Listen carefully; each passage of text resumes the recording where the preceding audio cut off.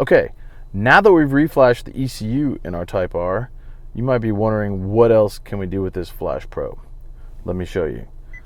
So, we've actually executed a procedure which allows us to install third-party apps on the DisplayAudio system here, including Hondata's app. So we're going to open that up, and you can see we've actually already connected to this device. This is the Hondata Flash Pro software for mobile apps, and because the DisplayAudio is essentially kind of a low-end Android tablet in the dashboard, it actually runs this app, and it does a pretty good job of it. You can check for check engine lights, which we don't have any.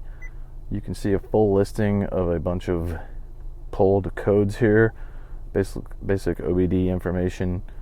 If you have a standard OBD tool, you'll be able to pull this up as well. And it has a little handy dash screen. And let's get the exposure right here.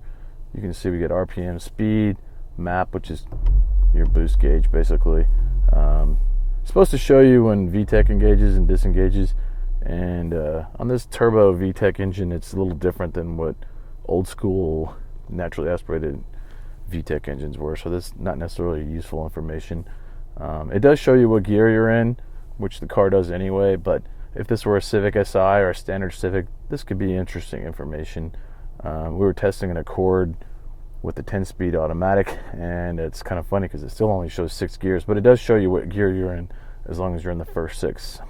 I'm sure Hondata will get around to updating their mobile app to support higher gear counts than 6, but the good thing is in the Type R, that's enough. So you can also see your air-fuel ratio, your short-term fuel trim, your injector duration, ignition timing, your map, your intake air temp, your engine coolant temperature, and it also keeps account of your knock. One thing that seems a little glitchy here, and I can't really show you because we're not moving, but this number is not right as far as I can tell, because I mean, sitting still 0 is correct, but it often shows well into the triple digits even when I'm accelerating moderately, so I know those numbers can't be right. So perhaps Hondata will recalibrate that soon. So this is a pretty cool little feature. It does take a little bit of technical knowledge, and you may or may not be putting your DisplayAudio system at risk.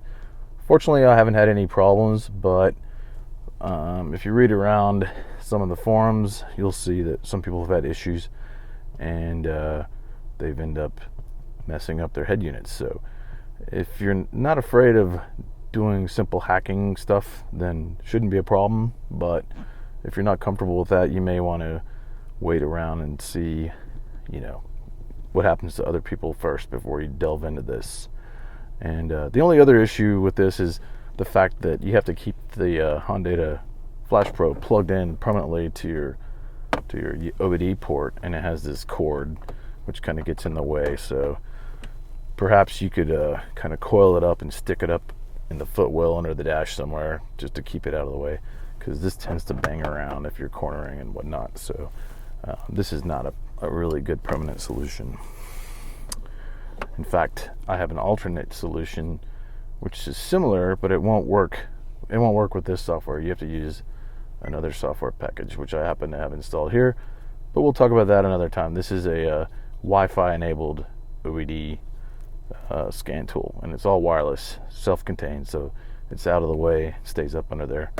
But we'll talk about that later.